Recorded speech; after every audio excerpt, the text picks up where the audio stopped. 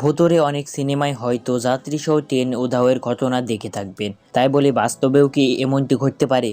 অবাক করা বিষয় হলেও এটাই সত্য যে 100 জন যাত্রী নিয়ে এক বিশাল ট্রেন চোখের পলকে অদৃশ্য হয়ে যায়। আজ থেকে প্রায় 112 বছর আগে ঠিক 1911 সালে দুমদাম করে ট্রেনটির উদ্বোধন করেছিল ইতালির জেনেটি নামের একটি রেল সংস্থা।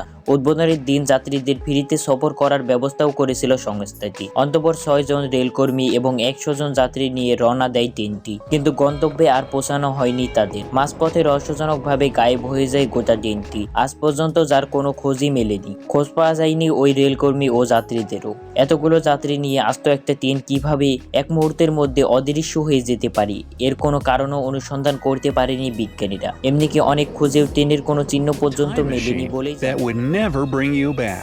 traveling by train, which is a time machine which 234 kilometre അകലെയാണ് Mexico. The train called Zenetti. Explanation for it. রোমের একটি স্টেশন থেকে 100 জন যাত্রী এবং ওই 6 জন রেলকর্মী নিয়ে রওনা দিয়েছিল ট্রেনটি। যাত্রীদের জন্য ট্রেনে এলাহি খাবারের ব্যবস্থাও ছিল। উদ্দেশ্য ছিল ট্রেনে করে যাত্রীদের ইতালির বিভিন্ন অঞ্চল ঘুরে দেখানো। যাত্রীরাও বিষয়টি খুব উপভোগ করেছিল। যাত্রাপথের মাঝে ছিল একটি সুড়ঙ্গ। ট্রেন সেই সুড়ঙ্গে প্রবেশ করেছিল ঠিকই, কিন্তু আর তাকে বের হতে দেখা যায়নি। পরবর্তীকালে ট্রেনের সন্ধানে সুড়ঙ্গের মধ্যে অনেকে গিয়েছেন, কিন্তু তন্ন করে খুঁজেও কোনো চিহ্ন পর্যন্ত পাওয়া যায়নি। পাহাড়ের বুক চিরে তৈরি হওয়া ওই সুড়ঙ্গের ভিতর আর কোনো রাস্তাও ছিল না। ট্রেন দুর্ঘটনারও কোনো চিহ্ন মেলেনি। ট্রেনের মধ্যে মোট 106 জন ছিলেন, তাদের মধ্যে 2 জনের সন্ধান পরবর্তীকালে পাওয়া গিয়েছিল বটে। সুড়ঙ্গের বাইরে থেকে তাদের উদ্ধার করা হয়েছিল। তারপর তাদেরকে যখন জিজ্ঞাসাবাদ করা হয় তখন তারা অগোছালো কথাবার্তা বলছিল। ওই ঘটনা সম্পর্কে তারা সম্পূর্ণরূপে সঠিক কথাটা তেমন ভাবে বলতে পারেনি। তাদের 2 জনের বক্তব্য অনুযায়ী ট্রেনটি নাকি যখন সুড়ঙ্গের ভিতরে প্রবেশ করছিল তখন ট্রেনটিকে একটি অদ্ভুত সাদা ধোঁয়া গ্রাস করছিল।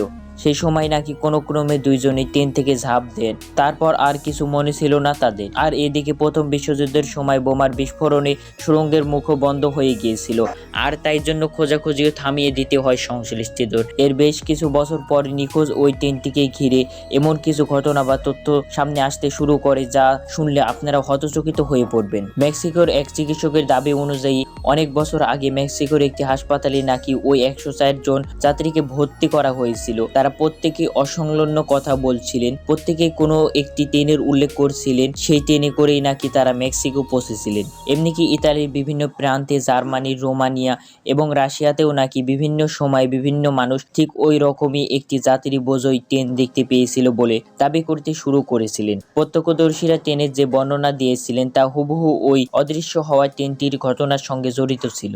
সেই সময়কার সংবাদ মাধ্যমে প্রকাশিত খবর অনুযায়ী ট্রেনটি নাকি টাইম টেবিল করে 1840 সালে মেক্সিকোয় গিয়ে পৌঁছে। যদিও এই সমস্ত দাবির সপক্ষে কোনো জোরালো প্রমাণ মেলেনি, ফলে ওই ট্রেনকে ঘিরে টাইম টেবিলের যে কাহিনী ছড়িয়ে পড়ে তাতেও সিলমোহর দেওয়া যায়নি। তাহলে ট্রেনটির হলোটা কি? ট্রেনের ওই 104 জন যাত্রী বা কোথায় গেল? যত সময় গড়িয়েছে এই প্রশ্নগুলো আরো জোরালো হয়েছে, তবে কোনো জবাব মেলেনি। বন্ধ সুড়ঙ্গের ভিতরে যেন বন্দী রয়ে গেল সেই ভুতুড়ে ট্রেনের রহস্য।